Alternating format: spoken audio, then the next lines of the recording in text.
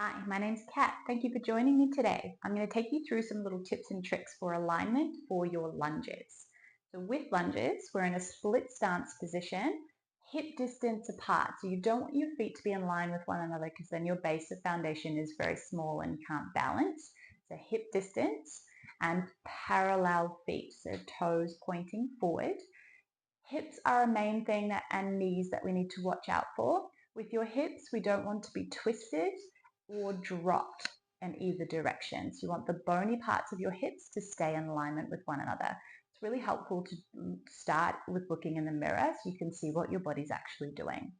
Then with your knees, common things with your knees is that they're either sticking in or out and they wobble a lot and do all sorts of weird things, right? So we want to try and keep them in line with your ankle, with your front foot, and your back foot keeping it parallel because as soon as that back foot twists, your hips are going to follow. Okay, so when you come down, trying to keep hips aligned, legs aligned. Now with your foot, if your knee does go over the toes, it's not the end of the world. However, you have to have the strength and the capacity in the knee joint to be able to hold load in all of those range of motions.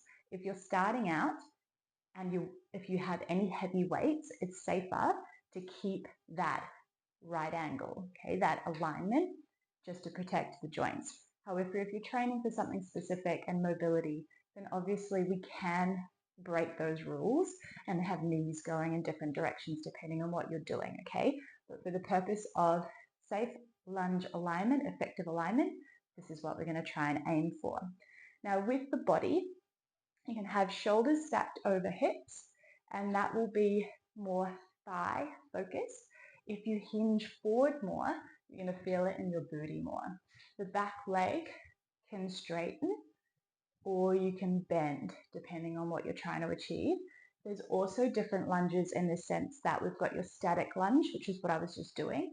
A reverse lunge is where we're stepping behind, and then a forwards lunge is where we're going forward. And we can alternate or we can stay on one side. Lateral lunges out to the side, curtsy lunges is behind, which obviously breaks a lot of the rules, right? Another thing to be mindful of as well is your feet.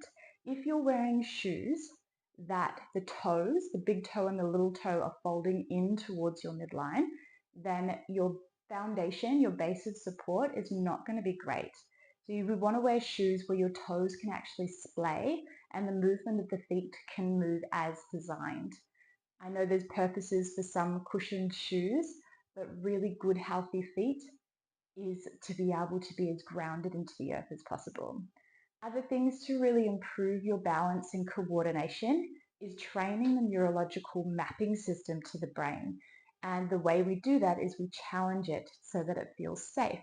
So a way to improve that is, say we're coming into our lunge, we tend to look down because that's where we feel the safest and less wobbliest, right? So try and challenge that by moving your head or even just moving your eyes, and you'll wobble a lot more. But the more the brain gets used to that, the better your balance and coordination and safety signals are going to be. You can also do it with eyes closed, which is also adds a little bit of spice to the game. So I hope that helps. Let me know how you go.